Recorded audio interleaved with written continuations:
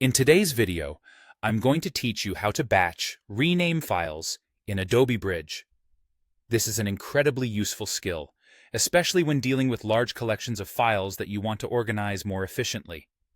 Maybe you're fresh from a vacation and have a ton of photos that need a more systematic naming pattern, or perhaps you're cleaning up a project folder.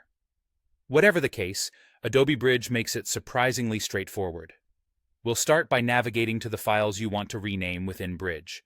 You can select multiple files by holding the Shift key and clicking, or if you're a fan of the Control key on Windows or the Command key on a Mac, you can pick and choose specific files. If you're looking to rename everything in a particular folder, clicking on it does the trick as well. Once you've selected your files, it's time to head to the menu bar and navigate to the Tools menu. From there, scroll down and select the Batch Rename option. For you keyboard shortcut enthusiasts, you can also quickly access this feature by pressing Shift, Control, and R on Windows, or Shift, Command, and R on a Mac. Onto the Batch Rename dialog box, which is where the magic happens. You'll notice three main sections here: Destination folder, New file names, and Options or Other settings. Starting with the Destination folder, you have some choices to make. You can rename the files in their current location, move them somewhere new, or even create copies in a different folder if that's what you prefer. Next, we dive into creating the new file names. This is where you can get creative while staying organized. You'll have a variety of elements to choose from, such as text, sequence numbers, date and time, even original file names or metadata fields.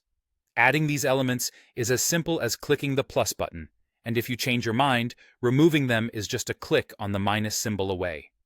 A live preview at the bottom will keep you informed of how one file name will appear once renamed, ensuring that there are no surprises. Moving to other settings, you'll encounter options like preserving the current file name in XMP metadata, which safeguards the original names within the metadata. Plus, there are compatibility options to consider, especially if your files will be accessed across different operating systems. Now let's customize. Maybe you want a starting text like Holiday 2025 SARS, follow it with a sequence number beginning at 001, specify a new file extension like JPG, or append date and time. Whatever you choose, keep an eye on that preview panel to make sure everything looks right. Once you're satisfied and everything checks out, go ahead and click Rename or OK. Adobe Bridge will swiftly rename all your selected files according to the schema you've created. It's as simple as that, and now your files are neatly organized and easier to navigate.